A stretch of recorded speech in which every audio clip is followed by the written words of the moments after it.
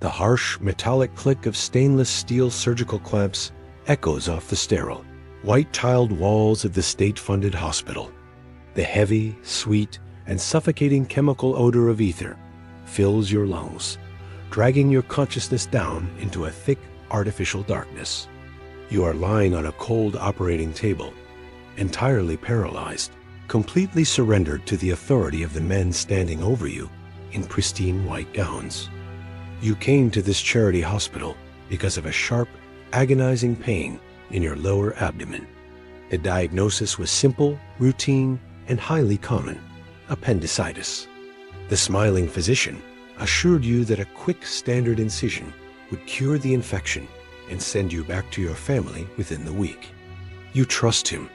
You view the surgeon as a savior. You wake up hours later in a recovery ward. Your abdomen aches, heavily bandaged in sterile white gauze. The doctor visits your bedside, checking your chart and offering a warm paternal nod. He tells you the surgery was an absolute success. You thank him profusely, tears in your eyes, entirely grateful for the miracle of modern medicine. But years will pass. Decades will pass. You will marry, and you will desperately try to build a family. You will fail over and over again, weeping in the privacy of your home, believing that nature has simply been cruel to you. You will never know the horrifying, classified truth of what actually happened while you were asleep on that table. The surgeon did not just remove your inflamed appendix. While your abdominal cavity was open and you were completely defenseless, he deliberately reached deeper into your pelvic region.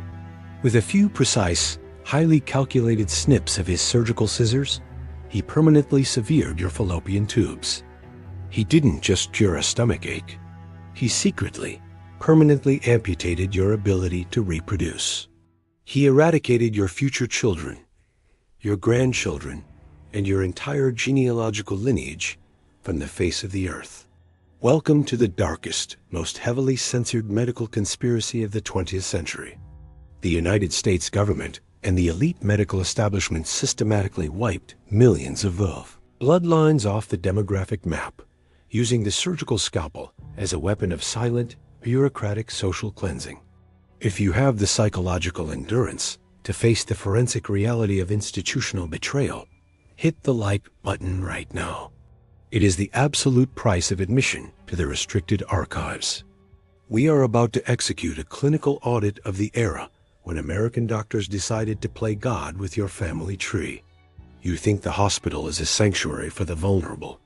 You believe the Hippocratic Oath protects the poor. The men holding the scalpels in the 1920s viewed the poor not as patients to be healed, but as a genetic infection that needed to be surgically excised from the human race. Welcome to the Roaring Twenties. The setting is not the muddy, chaotic frontier. It is the immaculate, highly funded laboratories of the American Ivy League. The system operating here is a deeply arrogant, highly organized pseudoscience that has completely infected the highest levels of academia, law, and politics. It is called eugenics. The wealthy, aristocratic elite of the United States looked down from their mansions and decided that poverty, crime, and lack of education were not societal failures. They believed these were incurable, inherited genetic diseases. They looked at the overcrowded slums, the sprawling orphanages, and the desperate rural farming communities, and they concluded that the lower classes were breeding too quickly, threatening to dilute the pure, wealthy bloodlines of the nation. They did not want to fund schools. They did not want to build better housing or improve wages. They wanted a biological shortcut. They wanted to systematically engineer a perfect society by actively preventing the unfit from ever being born. To achieve this horrifying utopia, the elite established massive, highly funded research centers, such as the Eugenics Record Office in Cold Spring Harbor, New York. Teams of field workers were dispatched across the country to meticulously map the family trees of the poor, the uneducated, and the institutionalized.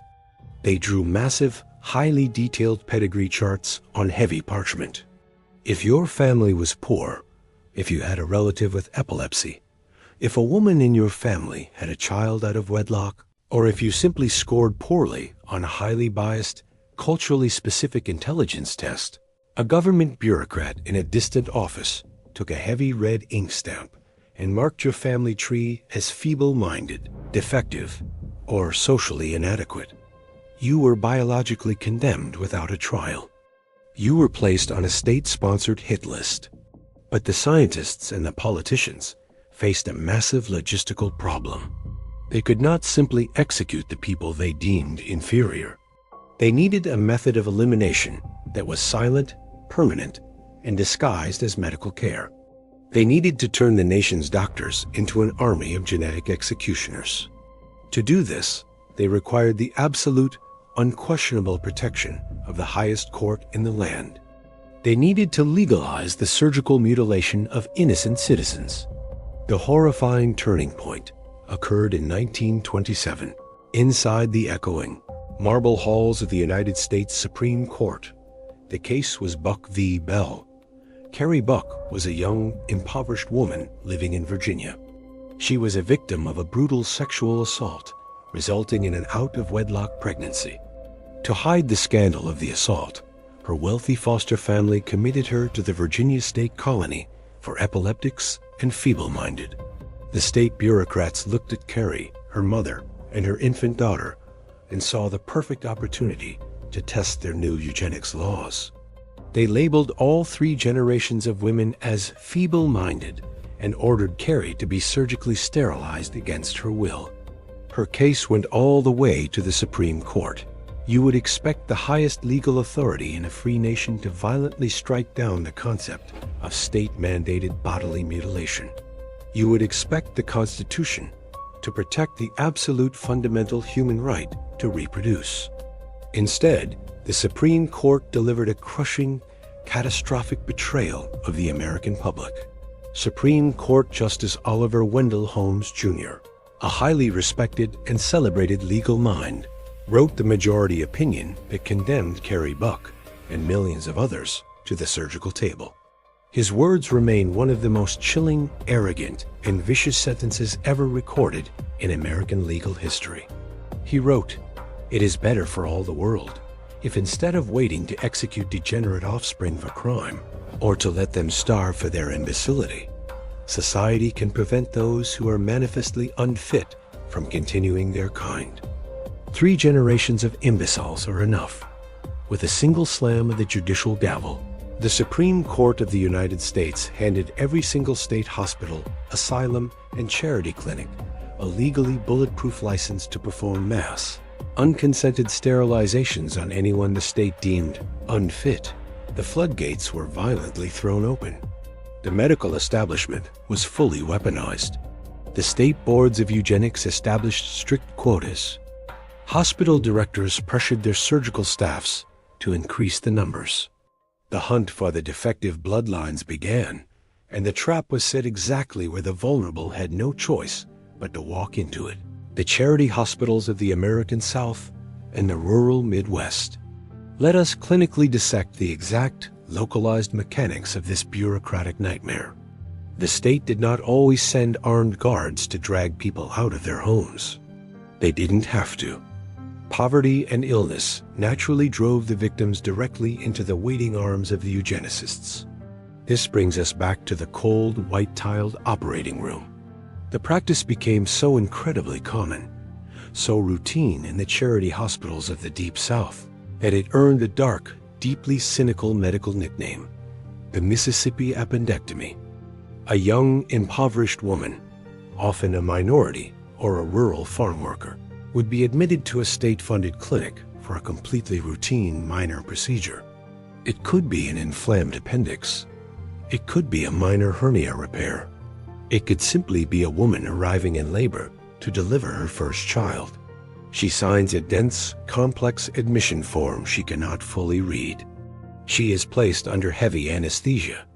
The surgeon stands over her unconscious body. He makes the requested incision. He removes the appendix or repairs the hernia. But then, operating under the quiet, unspoken directives of the state eugenics board, he shifts his scalpel. He locates the delicate, vital structures of the fallopian tubes. He deliberately crushes, ties off, or entirely severs the tubes. In men, the doctors would perform swift, unconsented vasectomies during routine physical examinations or minor surgeries. The surgeon meticulously stitches the abdominal wall back together. He washes his hands. He fills out the official surgical chart, carefully omitting the secondary procedure or hiding it behind complex, obscure Latin medical terminology that the patient will never understand. The deception is absolute, flawless, and permanent. The patient wakes up. The primary pain is gone. The hospital discharges them. The patient walks out through the heavy glass doors of the clinic, completely unaware that they are now a biological dead end. They are a walking ghost. The state has successfully, silently assassinated their entire future lineage without spilling a single drop of blood on the street. Imagine the sheer, unadulterated psychological torture of the aftermath. These victims spent their entire adult lives attending doctor's appointments, praying for children, undergoing painful fertility treatments, completely oblivious to the fact that the very same medical establishment they were begging for help was the exact institution that had secretly sabotaged their bodies decades prior. They blamed themselves. They felt a profound, isolating shame, believing their bodies were naturally broken, while the actual physical truth was buried in a classified, dusty manila folder in the basement of the state health department. The white coat was not a symbol of healing. In the 1930s, the white coat was the uniform of a demographic assassin. The staggering, undeniable mathematics of this medical cover-up is difficult to fully comprehend. Officially, over 60 to 70,000 Americans were formally documented as being forcibly sterilized by the state between the 1920s and the 1970s. But those are merely the official numbers. Those are the cases where the state bothered to file the paperwork. The true number of victims subjected to the secret Mississippi appendectomies, the people who died never knowing what the surgeon took from them in the dark, is fundamentally incalculable. Millions of potential lives, entire sprawling family trees, were quietly erased from the demographic future of the planet. And the horror of the American eugenics movement did not stay confined to the borders of the United States. Across the Atlantic Ocean, a rising political party in 1930s Germany was watching the American medical establishment with intense, deeply sinister admiration. In Mein Kampf, Adolf Hitler literally praised the United States for its highly efficient, legal framework of racial purity and forced sterilization. When the Nazi regime drafted their infamous 1933 Law for the Prevention of Hereditarily Diseased Offspring, they didn't have to invent the legal framework from scratch. They directly modeled their legislation on the sterilization laws written, passed, and perfected in California and Virginia. The American medical elite, obsessed with pedigree charts and forced surgical mutilation, actively provided the blueprints for the greatest biological atrocity in human history. We look back at the 1920s and we shudder at the absolute, cold-blooded arrogance of the eugenics movement. We feel incredibly secure in our modern world of strict medical ethics, HIPAA privacy laws, and absolute, mandatory informed consent. We view the doctors who perform the secret sterilizations as rogue monsters operating in an unregulated past. But the physiological reality of institutional arrogance has never truly stopped turning. The heavy parchment family trees have been replaced by vast, incredibly detailed digital genomic databases. We happily hand over our DNA to massive private corporations in exchange for a fun ancestry report, completely ignoring how that biological data is being cataloged, sold, and utilized by insurance companies, law enforcement, and pharmaceutical conglomerates. We still heavily police the reproductive rights of the impoverished. We still blindly, enthusiastically sign complex, 30-page digital admission forms at the hospital without reading a single word, completely trusting the institution to do exactly what they promised, and nothing more. The scalpel has been sterilized, but the fundamental, terrifying power dynamic between the unconscious patient lying on the table and the authority figure holding the blade remains exactly the same. If you were lying on a hospital bed tomorrow, heavily sedated, staring up at the bright surgical lights, how absolutely certain are you that the medical bureaucracy viewing your digital chart sees you as a human life to be saved, and not merely a liability to be quietly managed? Answer carefully. The history of dark medicine is written entirely by the people holding the pens and the scalpels, never by the patients who are asleep. Make your psychological survival strategy known in the comments below. The Archivista is logging your answers, and the surgical clamps are still waiting in the tray. If you thought the physical, unconsented mutilation of the human body in a pristine hospital was the absolute worst fate the institutional state had to offer, you truly have no idea what they did to the people they didn't even bother to put on an operating table. They didn't need to cut your flesh to erase you. They just needed to lock the heavy iron door and throw away the key. Click the video on your screen right now to enter the horrifying, stone-cold, perfectly legal prison of the Victorian Asylum, where the state didn't steal your bloodline. They systematically stole your mind. I'll see you in the archives.